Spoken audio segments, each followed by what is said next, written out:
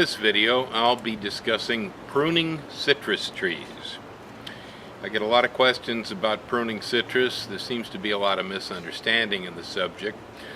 In short, if I don't say anything else on it, citrus trees require less pruning than any other fruit tree we grow. And so heavy pruning in citrus is usually counterproductive and is not a real good idea. We tend to prune citrus trees not for fruiting or for the tree's needs. We prune them mostly for our human needs. So if the trees don't fit into the space where we've planted them and they're reaching into our roof, into the eaves, well, then we're going to prune back a branch so that we don't get critters running across the top of the roof from the trees. We tend to shape them up so they kind of stay into the places where we've put them.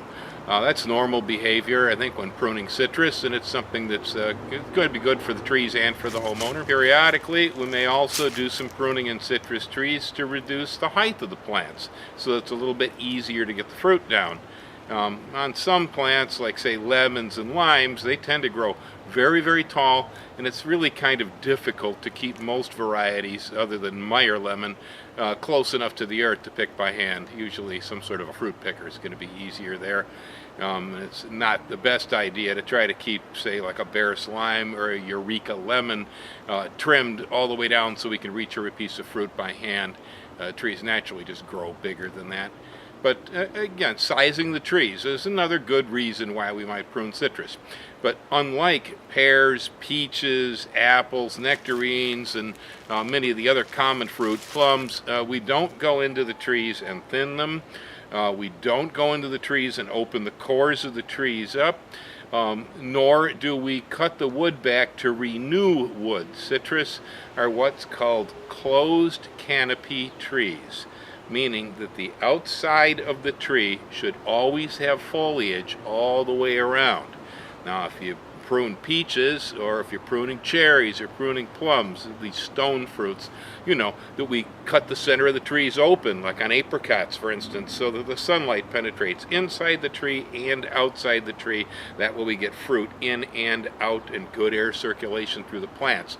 On citrus, that is not only not necessary, but it's a real bad idea. The citrus bark sunburns easily. There's chlorophyll in the bark, and if you expose the inside trunks of the trees to harsh sunlight, you will probably start to get sunburn on the limbs. That's not good for the trees. If you live in a cooler climate like the Bay Area here, well, we can get by with pruning the citrus trees a little bit harder without any damage. But if you live in Phoenix, Arizona, and you take a grapefruit and prune it back so it looks like a peach tree, you're probably going to burn all the bark right off of the limbs during the middle of August.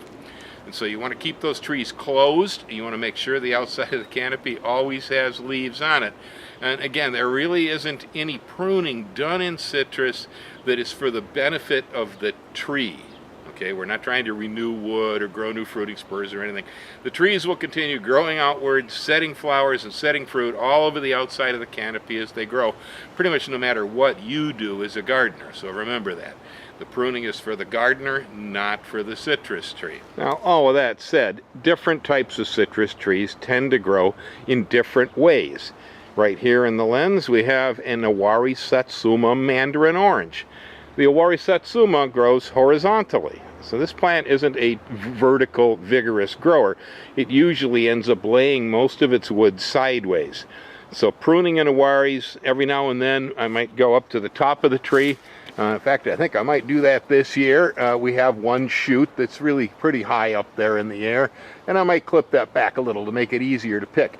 But otherwise, my issues with Satsuma is it's right here on the edge of my garden row. My artichokes are here, and onions and so on, and these branches tend to grow outside of the tree a little bit too far, and I have to prune them back in order to pass through here. This tree here is the Mineola tangelo, and it is similar, again, to Owari Satsuma in the way it grows. It usually grows wider than it does tall. And so pruning project here again is mostly to go ahead and remove branches that have come too far out so that they don't get into our walk rows. Right here's the post for my raspberry trellises, and right there is my mineola. I'm going to have to do a little bit of pruning here, I think, because I won't be able to walk through here soon. Stepping back from the image a bit, here you can see how both of these trees, they're really side by side there, looking like one. These trees tend to grow horizontally. And so that tends to be the pruning that's done with them, is to keep them into a tighter unit so they don't spread all over the place. This plant right here is a Nogami Kumquat. And the Nogami Kumquat, again, very round plant.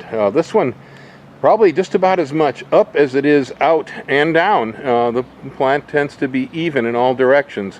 So it's really a pretty easy tree to keep in shape because it's basically a sphere.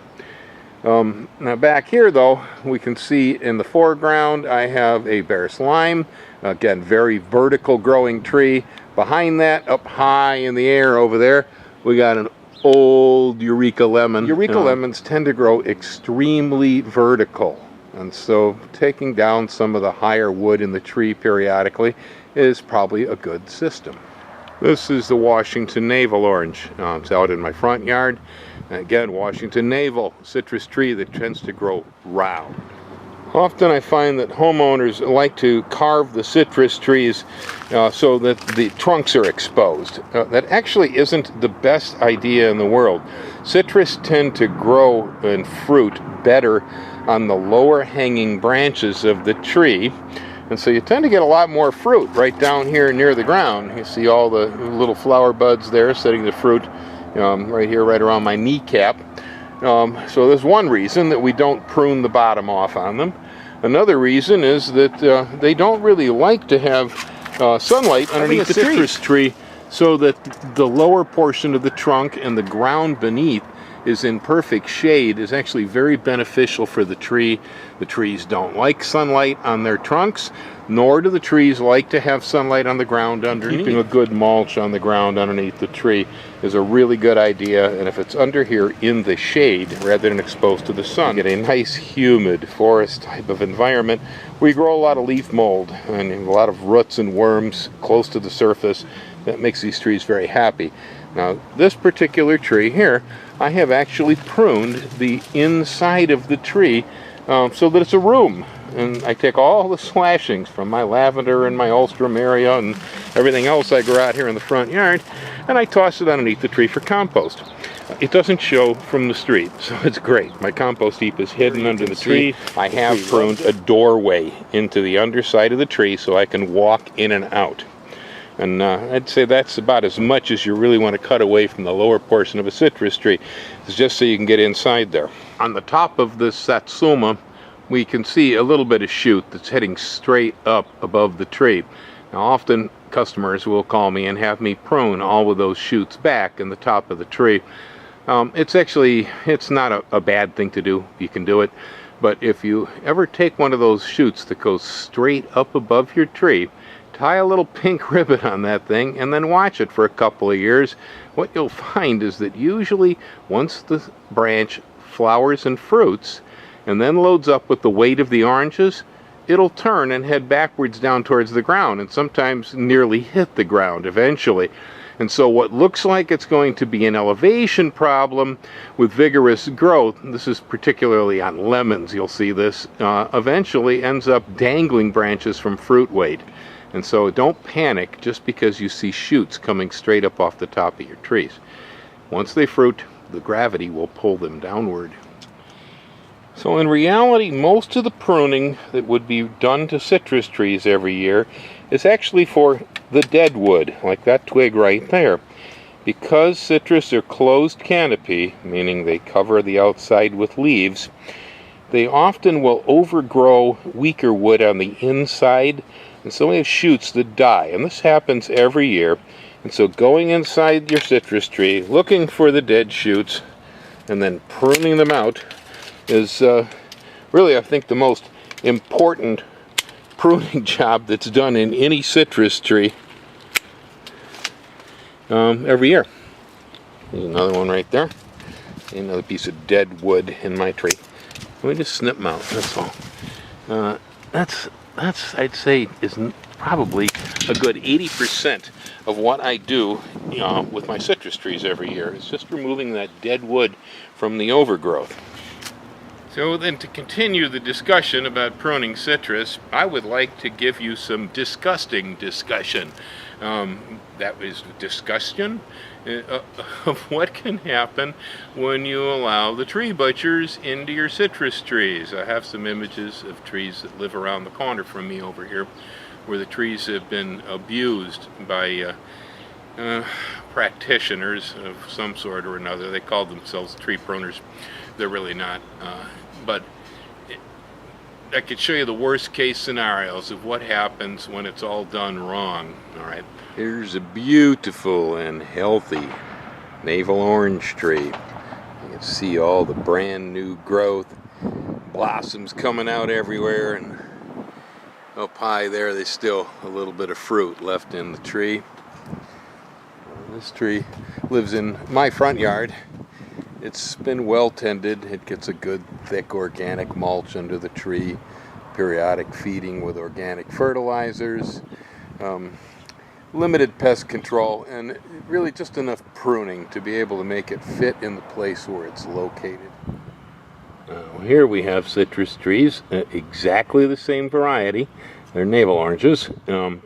They're also living in the same neighborhood as my tree, but these trees are in horrible condition. I believe that the original problem started because they're in lawn and somebody was using weed control in the lawns. These were showing dead wood in the canopies, so they hired the tree butchers, I would not call these guys tree trimmers, to come on in and scalp the top of the trees.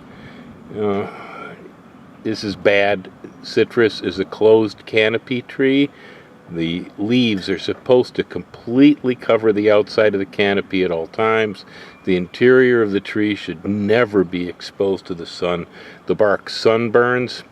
Also, they will sometimes get Phytophthora diseases, and this much pruning will usually spread the Phytophthora throughout the plant. Here's the absolute worst case scenario. It's another navel orange.